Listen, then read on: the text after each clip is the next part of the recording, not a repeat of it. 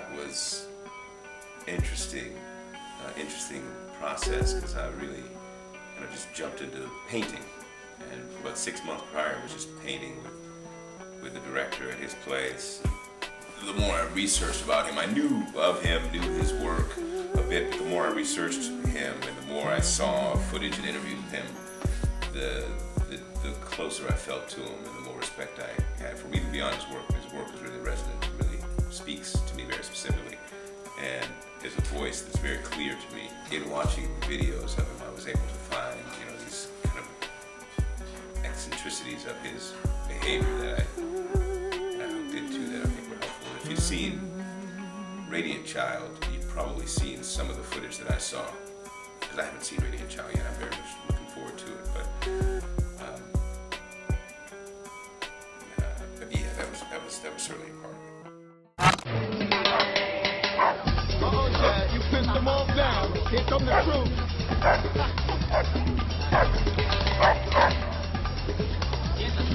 This is Egyptian cotton, motherfucker. 223. This is like half of you shitty ass patient, okay? Step off, Peoples. For Peoples, did you hang around Dominican people, or how did you get that accent and the mannerisms? Because that was a great role. It's an old Jewish men's club near the Broadway theaters that was kind of infiltrated by a young group of actors and writers, and I was one of them. Although I was the resident schwarzer. And there was a Dominican cat there who used to run the place. A lot of the other guys, the older guys particularly, were businessmen, and they worked there. I would come late because I would come prior to going to the theater. I'd come in and do little workouts, which usually amounted to a steam and a shave. And he would say to me, he said, "Jeremy, you turning into a vampire. You turning into a vampire." I said, "What?" He said, "A vampire with the fang, like Draco." And so it was my man Rafi. That was the seed for it. And then I hung out up in Washington Heights while we were shooting, and went to the barber shop and hung out with some guys, and just rolled around and walked around in the neighborhood and just talked to people and soaked it in and ate in restaurants. And Peoples, started to emerge. But actually, I did a lot of the work for Peoples in Scotland, because about 3 months prior to working on that, I went over to the British Open, and I stayed in Edinburgh, and I drove from Edinburgh up to Carnoustie. That was in 1999, and I was driving back and forth every day, and I had the script in my head, and I was going over all this stuff in my head.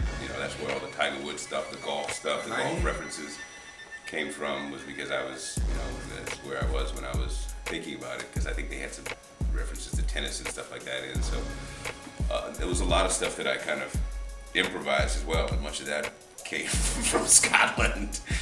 So, if you get it anywhere you can, right?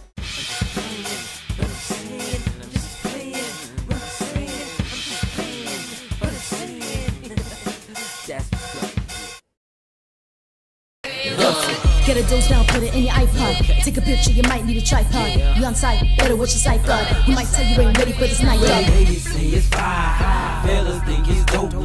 Look how they be on it. My package got them overdosing. Gangsters say it's fire, dope boys can't believe the way the streets be on it. My package got them overdosing.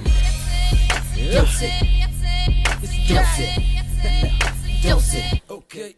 It's like God on vacation, I'm just filling in like the word. Praying I ain't the N-word, I portray Burr Hollywood Burr. Hip-hop dead and life's a bitch.